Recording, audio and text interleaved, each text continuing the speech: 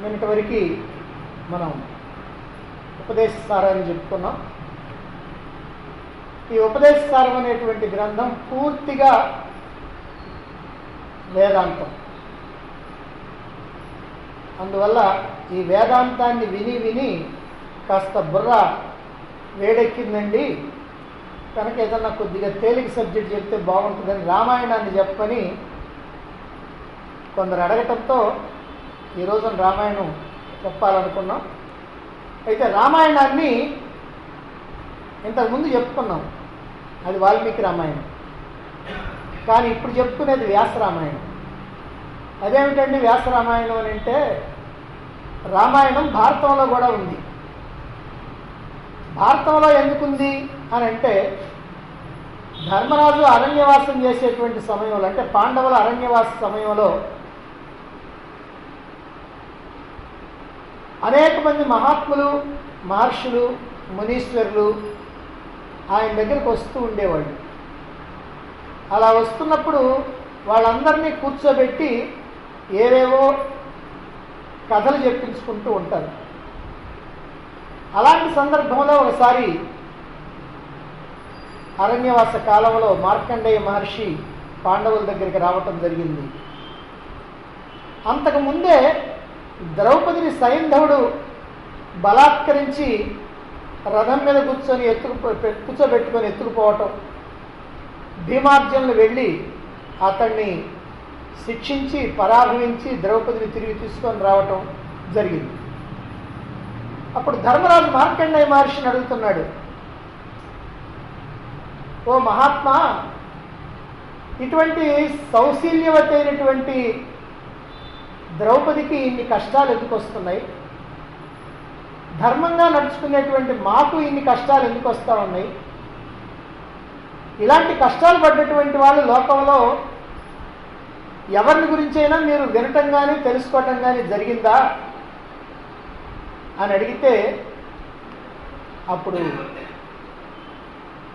మార్కండేయ మహర్షి చెప్తున్నాడు, మీకన్నా ఎక్కువగానే బాధలు పడ్డటువంటి వాళ్ళు లోకంలో చాలామంది ఉన్నారు. నలమహారాజు, అలాగనే రామాయణం శ్రీరాముడు, వీళ్ళందరూ ఉన్నారు అని చెబుతూ ఆ రామాయణ గాథని వినిపిస్తూ ఉన్నాడు. అయితే ఈ రామాయణానికి వాల్మీకి రామాయణానికి తేడాలు ఉన్నాయి. ఈ తేడాలు ఎందుకున్నాయి అని అంటే, ఒక కాలంలో జరిగినటువంటి రామాయణమేమో ఇది, అంటే 27వ మహాయుగంలో జరిగినటువంటి 27వ మహాయుగంలో త్రేతాయుగంలో జరిగినటువంటి కథ ఇది. వాల్మీకి రామాయణం 28వ మహాయుగంలో త్రేతాయుగంలో జరిగినటువంటి కథ. అంటే ప్రతి మహాయుగంలో కూడా ఈ కథలు మళ్ళీ మళ్ళీ జరుగుతూనే ఉంటాయి. కాలభేదాన్ని బట్టి కథాభేదం ఉంటుంది. ఒక కాలంలో జరిగినటువంటి కథకి మరొక కాలంలో జరిగినటువంటి కథకి భేదం ఉంటుంది. ఇప్పుడు ఇది 28వ మహాయుగం, అష్టావింశతి మహాయుగే అని మనం చెప్పుకుంటాం. ఈ 28వ మహాయుగంలో 3 యుగాలు గడిచిపోయి, కృతయుగం, త్రేతాయుగం, ద్వాపరయుగం. త్రేతాయుగంలో ఉన్నటువంటి కథ రామాయణం. ఆ రామాయణం వాల్మీకి మహర్షి రాశాడు. కానీ ఇంతకుముందు మహాయుగం 27వ మహాయుగం, దాంట్లో ఉన్నటువంటి త్రేతాయుగంలో జరిగినటువంటి కథ ఈ రామాయణాన్ని ఇప్పుడు మార్కండేయ మహర్షి ధర్మరాజుకు చెప్పినటువంటి దాన్ని మనం చెప్పుకోబోతా ఉన్నాం. ముందుగా రావణాది రాక్షసుల యొక్క పుట్టుకని గురించి చెప్తున్నారు. ఈ పుట్టుక కూడా కథాభేదం ఉంది. అయితే మరి ఇక్కడ ఏం చెప్పారు అనే విషయాన్ని మనం తెలుసుకుందాం. సృష్టికర్త అయినటువంటి బ్రహ్మదేవుడు ఆయన సృష్టి చేస్తూ ఉంటాడు. శ్రీ మహావిష్ణువు యొక్క ఆజ్ఞ ప్రకారం సృష్టి చేస్తూ ఉంటాడు. అలా సృష్టి చేసేటప్పుడు ఆయనకి మనస్సు నుంచి పుట్టినటువంటి పుత్రులు మానస పుత్రులు అంటారు. ఆ బ్రహ్మ మానస పుత్రుడైనటువంటి వాడు పులస్య బ్రహ్మ. ఈ పులస్యుడు చాలా గొప్పవాడు, మేధావైనటువంటి వాడు, మహాత్ముడైనటువంటి వాడు, గొప్ప తపశ్శక్తి సంపన్నుడైనటువంటి వాడు. అతడికి ఒక గోవు యందు శక్తి సంపన్నుడైనటువంటి పుత్రుడు జన్మించాడు. అతడే వైశ్రవణుడు. వైశ్రవణుడు అంటే ఎవరో కాదు, కుబేరుడు. ఈ కుబేరుడికి వైశ్రవణుడు అనేటువంటి పేరుంది. మరి ఈ వైశ్రవణుడు అంటే ఈ కుబేరుడు తండ్రిని వదిలి తాతగారిని అంటే పులస్య బ్రహ్మని వదిలి అసలు బ్రహ్మదేవుణ్ణి సేవిస్తూ ఉండేవాడు. దాంతో తండ్రికి కోపం, నన్ను సేవించకుండా మా తండ్రిని సేవిస్తున్నాడు అని. ఆ కోపం వల్ల తండ్రి ఏం చేశాడంటే తానే మరొక రూపాన్ని సృష్టించుకున్నాడు. అంటే ఆ పులస్యుడి యొక్క శరీరంలో నుంచి, ఒక అర్ధ శరీర భాగం నుంచి ఒక వ్యక్తి జన్మించాడు. అతడే విశ్రావసు. ఈ పులస్యుడికి విశ్రావసు అనేటువంటి వాడు తన యొక్క శరీర భాగంలో నుంచి పుట్టించాడు. అయితే ఈ పుట్టినటువంటి విశ్రావసుకి ఆ వైశ్రవణుడి మీద కోపం తీర్చుకోవాలి, ఆ కుబేరుడి మీద కోపం ఉన్నది, ఆ కోపాన్ని తీర్చుకోవాలనేటువంటి ఆలోచన ఉంది. ఆ ఆలోచన కలిగింది. మరి ఈ కుబేరుడేమో ఆ పితామహుణ్ణి అంటే బ్రహ్మదేవుణ్ణే ఆశ్రయించుకొని ఉండటం వల్ల అతడికి ధనాధిపతిగా, కుబేరుడు ధనాధిపతిగా ఉంటాడు. అమరత్వాన్ని ప్రసాదించాడు, లోకపాలత్వాన్ని ప్రసాదించాడు. ఇలా బ్రహ్మదేవుడు కుబేరుడికి అన్ని రకాలైనటువంటి అనుకూలతలు కలబరిచి అలా ఆయనకి ఒక కుమారుడు, నలకోబరుడు అనేటువంటి కుమారుణ్ణి ప్రసాదించడం జరుగుతుంది. ఇక ఈ యక్ష రాక్షస గణాలతో కూడినటువంటి ఈ కుబేరుడు లంకా నగరాన్ని పరిపాలించుకోమని చెప్పి ఆ లంకా నగరాన్ని ఆయన ప్రసాదించాడు బ్రహ్మదేవుడు. ఆ తర్వాత ఇష్టానుసారంగా తిరగటానికి పుష్పక విమానం అనేటువంటి విమానాన్ని కూడా ఆ కుబేరుడికి ప్రసాదించాడు. ఆయన యక్షులకి అధిపతిగా ఉన్నాడు ఈ కుబేరుడు. మరి పులస్యుని యొక్క కోపం వల్ల అర్ధదేహం నుంచి పుట్టినటువంటి ఆ విశ్రావసుడు ఈ కుబేరుణ్ణి కోపదృష్టితో చూస్తూ ఉన్నాడు. అలా కోపదృష్టితో చూస్తూ ఉంటే కుబేరుడు తన పట్ల తండ్రికి కోపంగా ఉందని తెలుసుకొని ఆ కోపాన్ని పోగొట్టాలి అనేటువంటి ఉద్దేశంతో, అతన్ని ప్రసన్నుణ్ణి చేసుకోవాలి అనేటువంటి ఉద్దేశంతో అనేకమైనటువంటి ప్రయత్నాలు చేస్తూ ఉన్నాడు. కుబేరుడు లంకలో నివసిస్తూ ఉన్నాడు. మరి ఆ విశ్రావసుకి కూడా 3 రాక్షస వనితల్ని ఆయనకి పరిచారికలుగా నియమించాడు. ఆ 3 కూడా నృత్య గానాలతో ఆరితేరినటువంటి వాళ్ళు. ఆ మహాత్ముడైనటువంటి ఋషిని ఎల్లప్పుడూ కూడా సంతోషంగా ఉంచడానికి వాళ్ళు ప్రయత్నం చేస్తూ ఉన్నారు. ఆ 3 వనితలు పుష్పోత్కట, మాలిని, రాక అనేటువంటి వాళ్ళు 3. పుష్పోత్కట, మాలిని, రాక. ఆ సుందరీమణులు పోటీలు పడి ఆయనకి సేవలు చేస్తూ ఉన్నారు. ఆ మహాత్ముడు సంతృప్తి చెంది ఆ 3కి కూడా సంతానాన్ని ప్రసాదించాడు. ఎవరు వాళ్ళు అని అంటే పుష్పోత్కటకి 2 కొడుకులు, రావణుడు, కుంభకర్ణుడు. అలాగే ఈ మాలినికి విభీషణుడు. ఆ రాక అనేటువంటి 3వానికి ఖరుడు అనేటువంటి కొడుకు, శూర్పణఖ అనేటువంటి కూతురు. ఇది వీళ్ళ యొక్క పుట్టుక. ఈ పుట్టుక మొత్తం కూడా వాల్మీకి రామాయణానికి దీనికి పూర్తిగా తేడా ఉంది. కారణం ఏమిటంటే అక్కడ కైకసి, రావణుని తల్లి కైకసి, ఆమెకే పుట్టారు ఈ 4: రావణ, కుంభకర్ణ, శూర్పణఖ, విభీషణుడు. కానీ ఇక్కడ మాత్రం అలా కాకుండా వేరువేరుగా పుట్టడం జరుగుతుంది. సరే, ఇలా పుట్టిన తర్వాత విభీషణుడు అందరిలోకి కూడా రూపంలో చాలా చక్కనివాడు, సౌభాగ్యశాలి. ధర్మాన్ని ఎల్లప్పుడూ ఆచరించేటువంటి వాడు, కర్తవ్యపరాయణత కలిగినటువంటి వాడు. ఇక రావణుడు అంటే దశగ్రీవుడు, అంటే ఆయన 10 తలకాయలు ఉన్నాయి. అందరిలోకి శ్రేష్ఠుడైనటువంటి రాక్షస రాజు, గొప్ప ఉత్సాహం బలం కలిగినటువంటి వాడు, గొప్ప ధైర్యం కలిగినటువంటి వాడు, పరాక్రమం కలిగినటువంటి వాడు, భక్తుడైనటువంటి వాడు. ఇక కుంభకర్ణుడు శారీరకమైనటువంటి బలం విపరీతంగా ఉన్నటువంటి వాడు, యుద్ధంలో అందరినీ మించగలిగినటువంటి శక్తి కలిగినటువంటి వాడు, మాయావి, యుద్ధ విశారదుడు, ఆ నిశాచరుడు మహాభయంకరమైనటువంటి వాడు.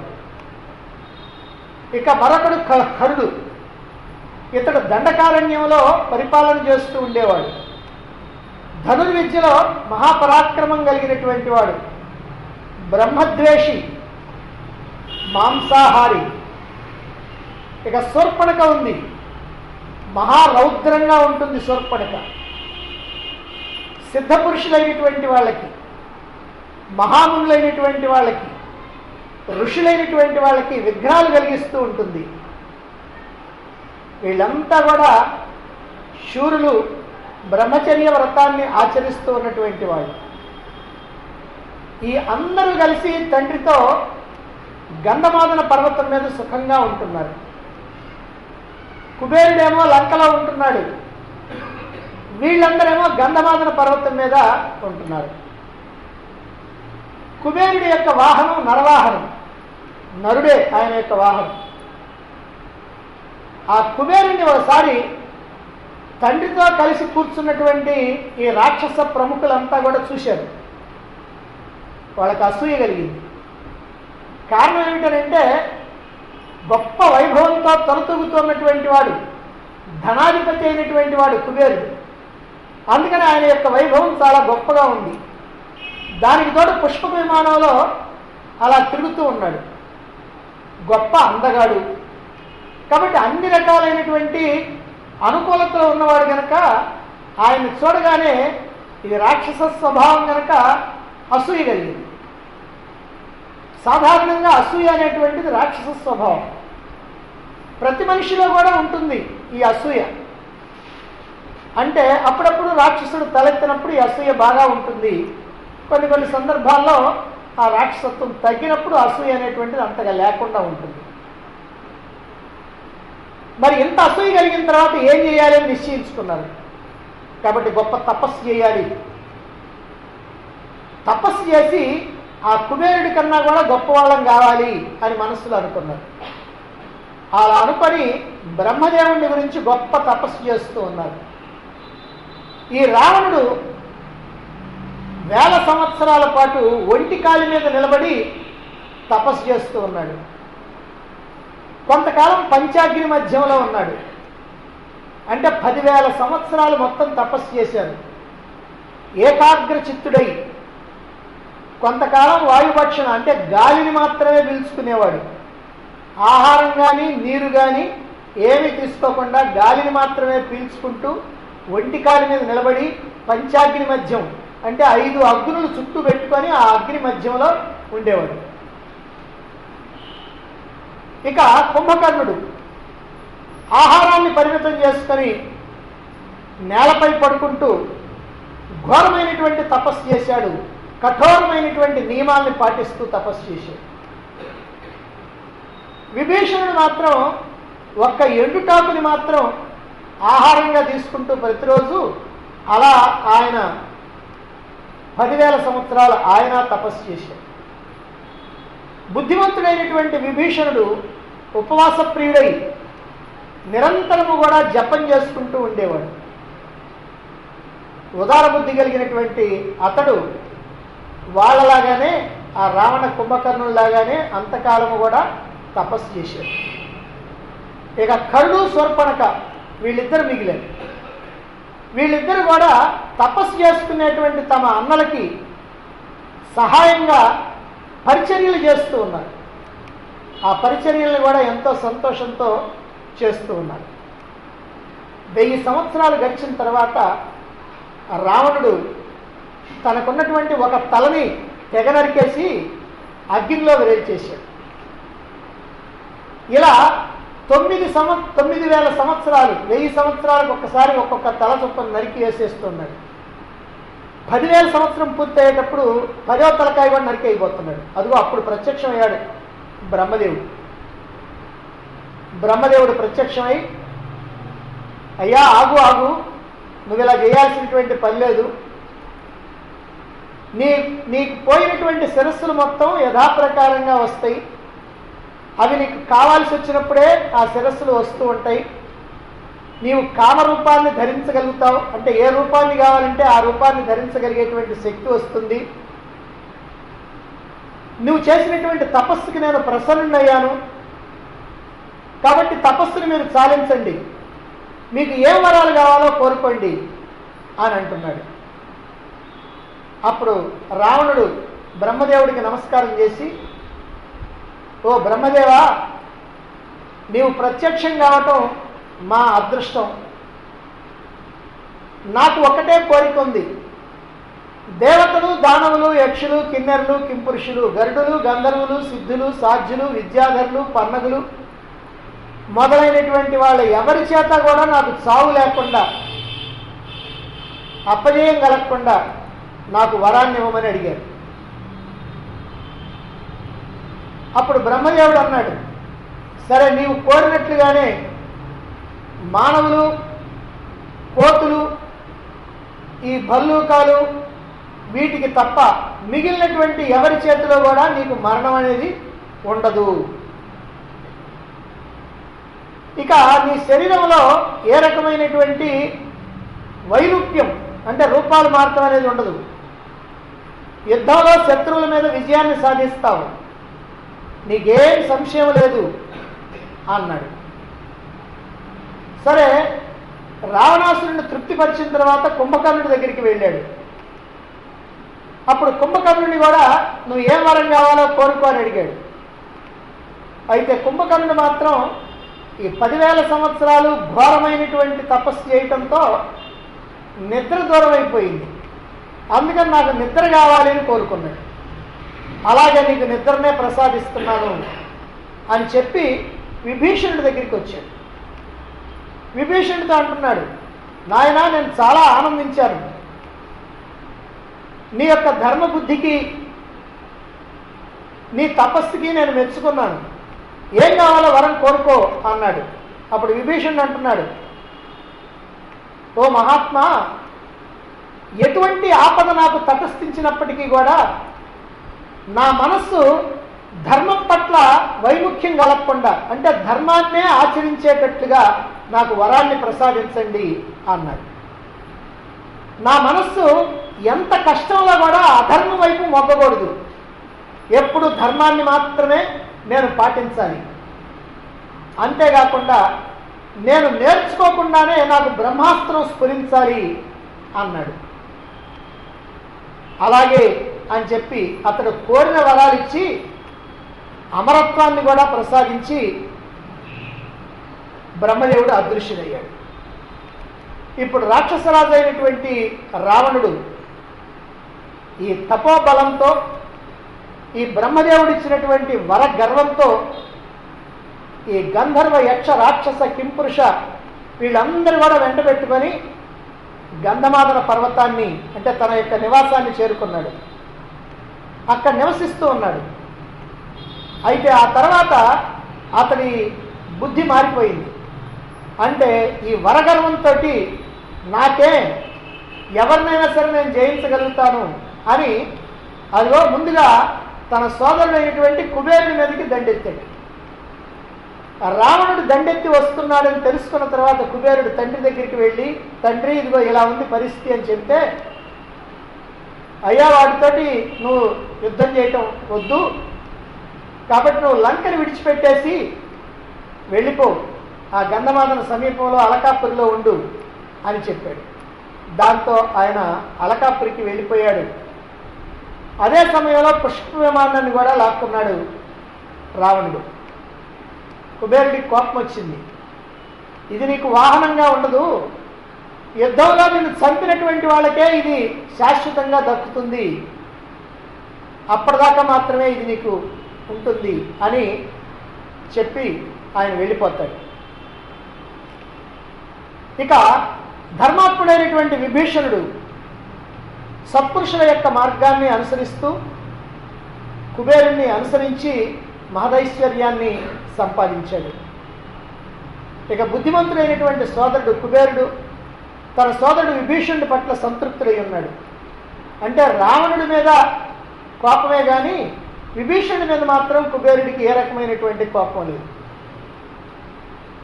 ఇక నరభక్షకులైనటువంటి రాక్షసులు, మహాబలవంతులైనటువంటి పిశాచాలు అందరూ కూడా ఈ రావణుణ్ణి రాజుగా అభిషేకించారు. కామరూపధారుడై ఆకాశ సంచారంతో, తన దగ్గర ఉన్నటువంటి పుష్ప విమానం వల్ల ఆకాశ సంచారంతో ఈ రావణుడు అలా తిరుగుతూ ఉన్నాడు. అనేక మందిని, దేవతల్ని, గంధర్వుల్ని, యక్ష రాక్షసుల్ని అందరినీ కూడా జయిస్తూ ఉన్నాడు. వాళ్ళ దగ్గర ఉన్నటువంటి రత్నాల్ని, రత్న ఖచ్చితమైనటువంటి వస్తువుల్ని అపహరిస్తున్నాడు, లాక్కుంటున్నాడు. ఈ ప్రకారంగా సమస్త లోకాలని కూడా బాధ పెడుతూ ఉన్నాడు రావణుడు. రావణుడు అలా బాధ పెడుతున్నాడు కాబట్టే అతడికి రావణుడు అనేటువంటి పేరు కూడా వచ్చిందట. ఎందుకనంటే ఇచ్ఛానుసారంగా బలం వృద్ధి పొందేటువంటి వాడు కాబట్టి దేవతలకు కూడా భయం కలిగిస్తూ ఉన్నాడు ఈ రావణుడు. ఇలా రావణుడు లంకారాజ్యాన్ని పరిపాలన చేస్తూ ఉన్నటువంటి సమయంలో అక్కడ దేవలోకంలో బ్రహ్మదేవుడి దగ్గరికి దేవతలంతా కూడా వచ్చారు. దేవతలు, మహర్షులు, మునీశ్వరులు, బ్రహ్మర్షులు, సిద్ధులు, సాధ్యులు వీళ్ళందరూ కూడా బ్రహ్మదేవుడి దగ్గరికి వచ్చి ఆయన శరణు పొందారు. అప్పుడు అగ్నిదేవుడు బ్రహ్మదేవుడితో అంటున్నాడు, ఓ భగవాన్, మీరిచ్చినటువంటి వరాలతోటి రావణుడు రెచ్చిపోతా ఉన్నాడు, అనేకమైనటువంటి పాపాలు చేస్తున్నాడు, అనేకమైనటువంటి దుర్మార్గాలు చేస్తూ ఉన్నాడు, సత్పురుషుల్ని బాధ పెడుతూ ఉన్నాడు, యజ్ఞయాగాల్ని ధ్వంసం చేస్తున్నాడు, మునీశ్వరులకి అపకారం చేస్తున్నాడు, వాళ్ళని హింసిస్తున్నాడు. కాబట్టి ప్రజలందరినీ బాధిస్తున్నాడు కనుక మీరు మమ్మల్ని కాపాడాల్సినటువంటి అవసరం ఉంది. మాకు ఇంకా రక్షకుడు ఎవరు లేరు. ఎందుకనంటే మీరే అతనికి వరాలిచ్చి అతన్ని ఇంతటి వాడిని చేసింది. కాబట్టి మీరే మమ్మల్ని కాపాడాలి. కారణం ఏమిటంటే అతన్ని యుద్ధంలో మేము జయించడానికి వీల్లేదు. దేవతలు ఎవరు కూడా రావణుడిని యుద్ధంలో జయించలేరు. ఆ విషయం మీరే వరం ఇచ్చారు ఆయన. కాబట్టి మీరు ఏం చేస్తారో చేయండి అని అంటే అప్పుడు బ్రహ్మదేవుడు అన్నాడు, ఆ రావణుడి యొక్క చావుకి అన్ని విధాల మార్గాలు ఏర్పాటు చేస్తూ ఉన్నాను. ఏర్పాటు అయింది. శ్రీ మహావిష్ణువు భూలోకంలో అతడి యొక్క వధ కోసం జన్మించబోతా ఉన్నాడు. అతడు మాత్రమే ఆ పని నెరవేర్చగలుగుతాడు.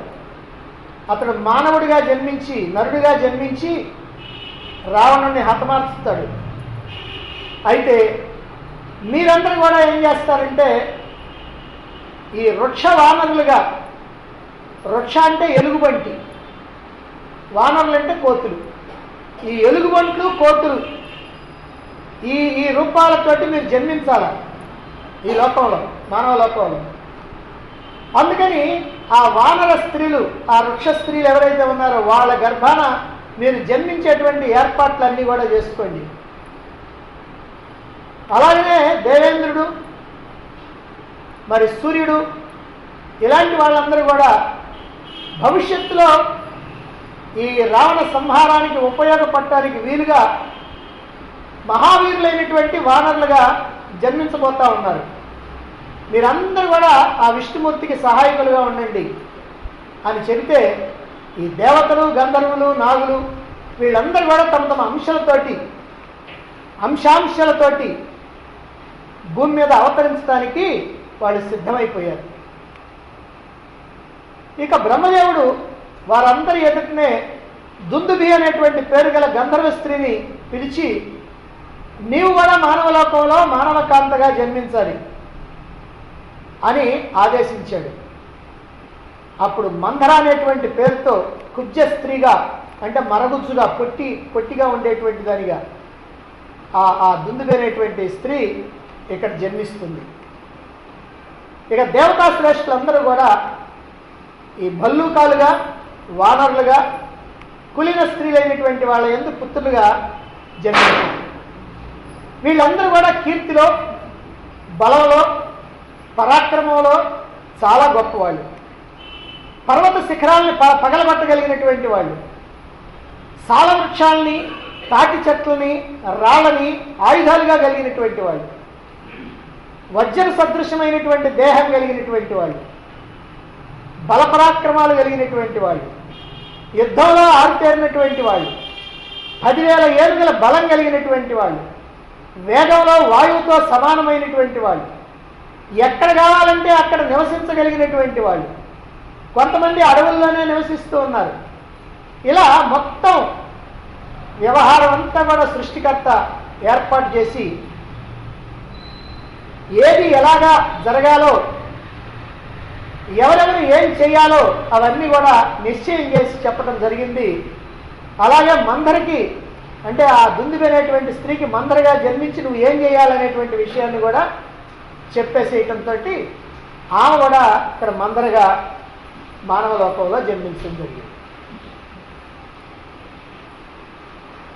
ఇది రావణాది రాక్షసుల యొక్క కథ. ఆ తర్వాత రావణుడు అనేకమైనటువంటి దిగ్విజయ యాత్రలు చేస్తాడు. ఆ దిగ్విజయ యాత్రలు చేసేటప్పుడే ఒకసారి పుష్పక విమానంలో వెళుతూ ఉంటే ఆ పుష్పక విమానం ఆగిపోయింది. ఎందుకు ఆగిపోయింది అర్థం కాల. ఈ రోజుల్లో మాదిరిగా ఇంజన్లే ఉండవు, అది అలా పోతా ఉంటుంది మంత్రశక్తితోటి. ఎందుకు ఆగిపోయింది అని అంటే అక్కడ కైలాసం మీదుగా పోతుంది. కైలాసంలో పార్వతీ పరమేశ్వరులు అక్కడ నృత్యం చేస్తూ ఉన్నారు. కాబట్టి వాళ్ళు అలా నృత్యం చేస్తూ ఉన్నారు కాబట్టి ఆ పరమేశ్వరుడు ఉన్నటువంటి చోటు పైన అలా పోకూడదు, కానీ ఆయన విమానం పోతా ఉంది, అందుకని ఆగిపోయింది. అది తెలుసుకొని రావణుడు ఆ కైలాస శిఖరం వద్దకు వచ్చేసి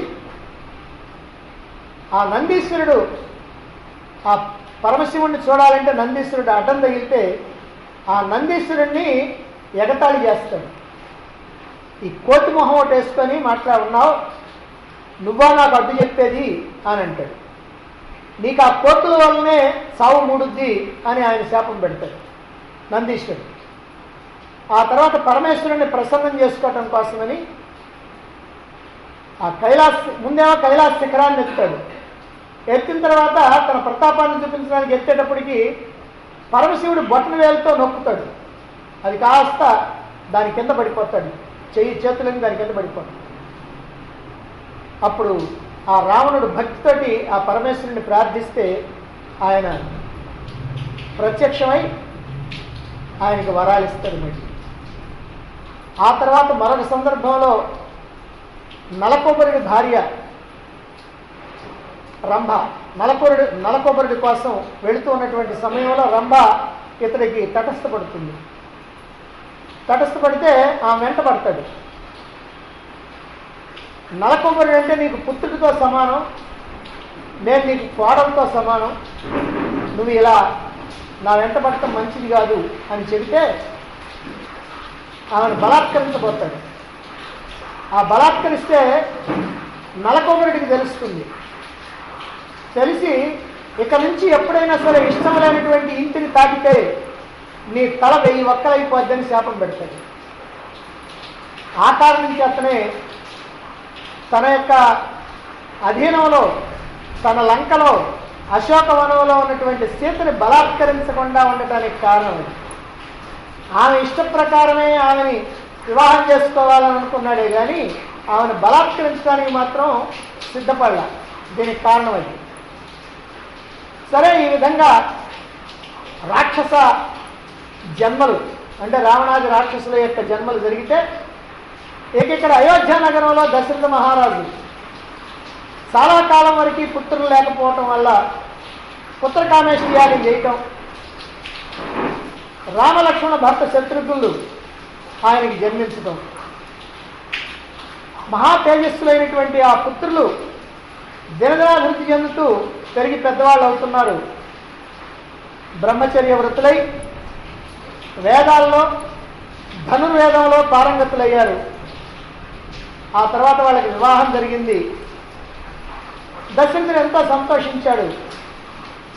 ఈ నలుగురు కుమారుల్లో జ్యేష్ఠుడైనటువంటి రాముడు ప్రజల్ని రంజింపజేసేటువంటి వాడు, మనోహరమైనటువంటి రూపంతో ఉన్నటువంటి వాడు, బుద్ధిమంతుడైనటువంటి అతడు తండ్రి యొక్క హృదయానికి నిరంతరము ఆనందం కలిగిస్తూ ఉన్నాడు. ఆ దశరథ మహారాజు తనకు వయసు పైబడింది అని తలచి రాముడికి యవరాజ్య పట్టాభిషేకం చేయాలి అని ధర్మజ్ఞులైనటువంటి పురోహితులతో, మంత్రులతో, సామంతులతో చర్చించాడు. ఈ మంత్రులు, పురోహితులు అందరూ కూడా ఆ ప్రస్తావనకి ఎంతో ఆనందంతో అంగీకరించారు. శ్రీరాముడు కొద్దిగా ఎరుపుగా ఉండే కన్నులు కలిగినటువంటి వాడు, ఆజానుబాహుడైనటువంటి వాడు, మదగజంలాగా టీవీగా నడిచేటువంటి వాడు, శంఖం వంటి మెడ, విశాలమైనటువంటి వక్షస్థలం, నల్లని గిరిజాల జుట్టు, సౌందర్యంతో ప్రకాశించేటువంటి శరీరం. అందుకే పుంసా మోహన రూపాయ, పురుషులకు కూడా మోహం కలిగించేటువంటి రూపం శ్రీరాముడిది అని వాల్మీకి చెప్తాడు. యుద్ధంలో ఇంద్రుడితో సమానమైనటువంటి బలం కలిగినటువంటి వాడు, సర్వధర్మాలు తెలిసినటువంటి వాడు, బుద్ధికి బృహస్పతి వంటి వాడు, అందరినీ అలరించేటువంటి స్వభావం కలిగినటువంటి వాడు, సర్వ విద్యా పారంగతుడైనటువంటి వాడు, జితేంద్రుడైనటువంటి వాడు, శత్రువులకు కూడా కన్నుల పండువ అయినటువంటి వాడు, దుర్జనుల్ని నియంత్రించగలిగేటువంటి వాడు, సజ్జనుల్ని ధర్మాత్ముల్ని రక్షించగలిగేటువంటి వాడు, కౌసల్యకి ఆనందం పెంపొందించేటువంటి వాడు, ధైర్యవంతుడైనటువంటి వాడు, విజయశీలైనటువంటి వాడు, పరాజయం ఎరగినటువంటి వాడు. అటువంటి కుమారుణ్ణి చూసి దశరథ మహారాజు ఎంతో సంతోషించి రాముడి యొక్క గుణగణాల్ని తలుచుకుంటూ మురిసిపోతూ పురోహితులతో చెప్తున్నాడు, ఓ బ్రహ్మజ్ఞ, ఈరోజు పుష్యమి నక్షత్రం, రాత్రి వేళ మిక్కిలి పవిత్రమైనటువంటి యోగం కలగబోతా ఉంది. మీరు సంభారాలన్నీ సమకూర్చండి, ఈ విషయాన్ని నా రాముడికి కూడా తెలియజేయండి అని చెప్పడం జరిగింది. ఆ రాజు యొక్క మాటలు విని మంత్రులంతా కూడా పట్టాభిషేకానికి కావాల్సినటువంటి సంభారాలని చూస్తున్నాడు.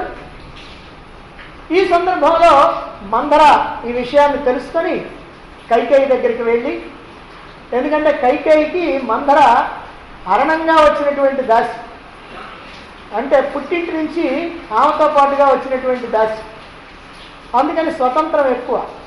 కాబట్టి కైకేయికి ఇక ఈ విషయాన్ని నూరిపోస్తుంది. కౌసల్యేమో రాజు అయినటువంటి కొడుక్కి తల్లిగా ఉంటుంది, నువ్వేమో రాజుకి సేవకుడుగా ఉండే కొడుక్కి తల్లిగా ఉంటావు. నీ బ్రతికి ఏమైపోతుందో తెలుసుకో. నువ్వేదో రాముడికి పట్టాభిషేకం అంటే ఆనందిస్తూ ఉన్నావు, కానీ నువ్వు కౌసల్యకి నువ్వు సేవలు చేయాల్సినటువంటి పరిస్థితి వస్తుంది అని అనేక రకాలుగా ఆమెకి బోధ చేసింది. దాంతో ఆ మనసు కాస్త మారింది. అందుకని దశరథుడిని పిలిపించి అతడితో చెప్పింది, నువ్వు ఆడిన మాట తప్పకుండా ఉండేటువంటి వాడివి.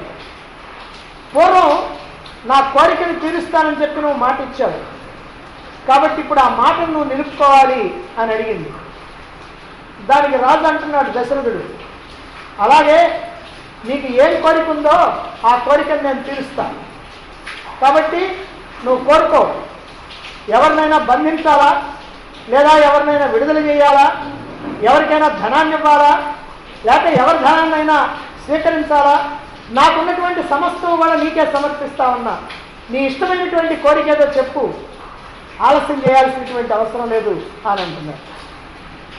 అప్పుడు కైక చెప్పింది, రాముడి కోసం ఏర్పాటు చేసినటువంటి అభిషేక సంభారాలన్నీ కూడా భర్తుడికి దక్కాలి, పట్టాభిషేకం భర్తుడికి జరగాలి, రాముడేమో అడవికి వెళ్ళాలి.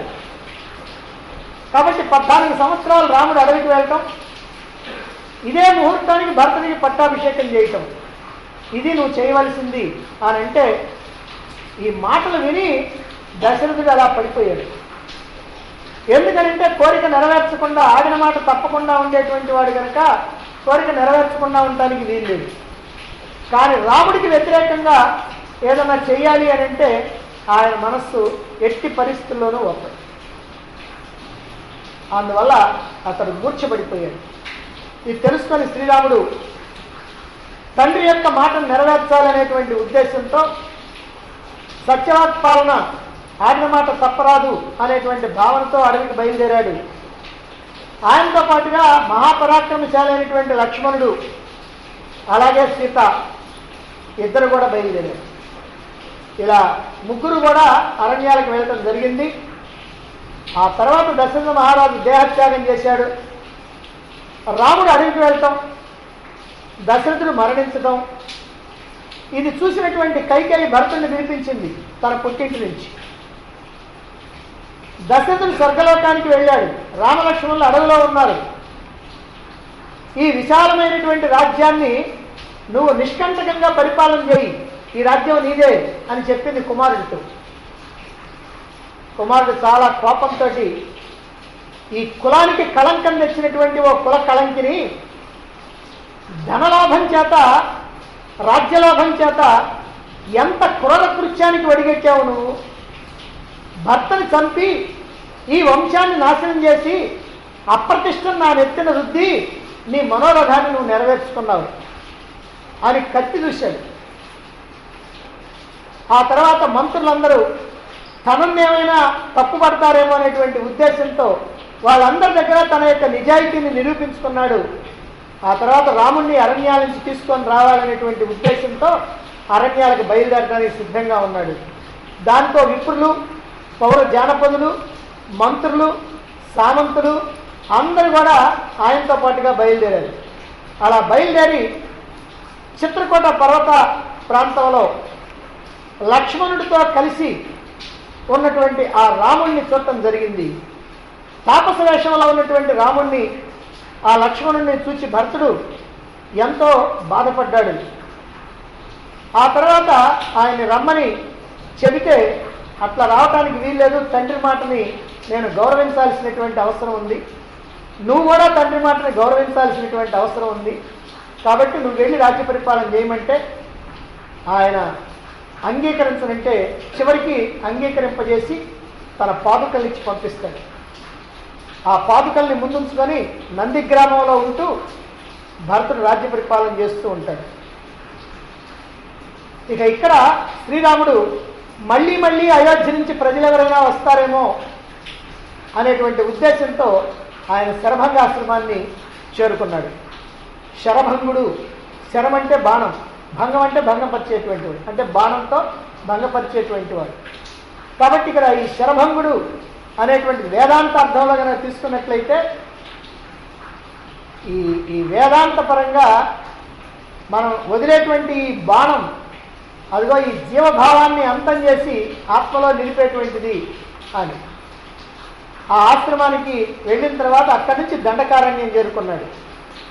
అక్కడ రమణీయమైనటువంటి గోదావరి తీరంలో పంచవటి ప్రాంతంలో